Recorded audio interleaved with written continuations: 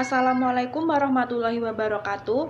Perkenalkan, nama saya Rofa Tias Pamungkas dengan NIM 71014211137 dari Prodi Pendidikan Ekonomi Koperasi UNES. Di sini saya akan menjelaskan berita internasional dengan judul Sengketa Bisnis Ekspor Udang antara Indonesia dan Amerika Serikat. Amerika Serikat merupakan negara produsen terbesar di dunia. Selain menjadi negara produsen, Amerika Serikat juga merupakan negara konsumen terbesar di dunia dengan nilai sebesar 11,2 triliun US dollar pada tahun 2012. Bagi Indonesia, Amerika Serikat merupakan salah satu mitra dagang strategis karena Amerika Serikat merupakan negara tujuan ekspor non-migas Indonesia terbesar ketiga setelah China dan Jepang. Indonesia sendiri berada dalam urutan keempat sebagai negara sumber impor komoditas laut Amerika Serikat dengan pangsa 7,13 dan nilai impor sebesar 901 juta US dollar pada tahun 2012. Salah satu komoditas laut yang diimpor Indonesia kepada Amerika Serikat adalah udang dengan jenis Faname yang kemudian dipasarkan dalam bentuk udang beku. Namun, pada tahun 2012, Indonesia dan Amerika Serikat mengalami persengketaan perdagangan udang karena adanya tudingan bahwa Indonesia telah memberikan subsidi terhadap udang beku yang diekspor ke Amerika Serikat sehingga membuat produk udang Indonesia lebih murah dibandingkan udang domestik Amerika Serikat. Pihak koalisi yang terdiri dari nelayan dan industri udang Amerika Serikat menuding subsidi diberikan melalui pemberian kredit ekspor, asuransi ekspor, insentif pajak dan bea masuk atas barang modal yang digunakan untuk ekspor, serta pembebasan pajak pertambahan nilai atas barang modal yang digunakan untuk ekspor. Pihak Amerika Serikat merasa tidak mendapatkan keadilan dalam perdagangan udang tersebut karena bisa mengancam industri udang domestiknya.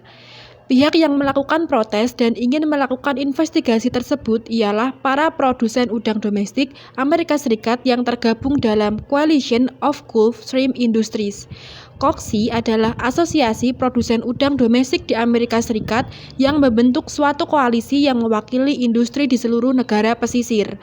COGSI dibentuk khusus untuk memberikan petisi yang diajukan ke pemerintah Amerika Serikat, yaitu US International Trade Commission dan US Department of Commerce, untuk melakukan investigasi pengenaan countervailing duties atas impor frozen warm water shrimp pada tanggal 28 Desember 2012.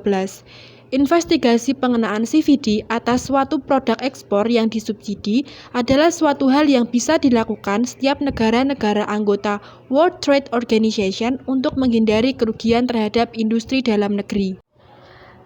Tetapi yang memberatkan pemerintah Indonesia setelah adanya proses investigasi adalah proses tersebut bisa mempengaruhi ketahanan pangan nasional dan mengatur produksi udang di Indonesia. Kementerian Kelautan dan Perikanan Republik Indonesia menyatakan perikanan tangkap di Indonesia sebesar 5,44 juta ton dan produksi perikanan budidaya sebesar 9,42 juta ton. Sehingga hal ini dapat membuktikan bahwa banyaknya udang yang diproduksi oleh Indonesia kebanyakan melalui cara budidaya sehingga menentukan juga harga yang dipasarkan ke Amerika Serikat. Dalam kasus persengketaan yang terjadi antara Indonesia dan Amerika Serikat, penyelesaian yang dilakukan kedua negara adalah secara bilateral.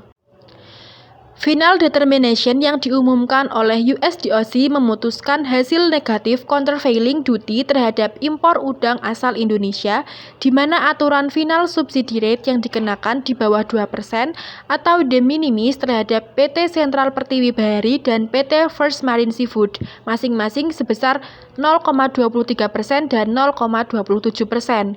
Seperti yang sudah diketahui bahwa Indonesia adalah negara yang masuk ke dalam negara berkembang dan dalam WTO dijelaskan investigasi terhadap negara berkembang yang terkena tuduhan subsidi harus dihentikan apabila level keseluruhan dari subsidi tidak melampaui 2%.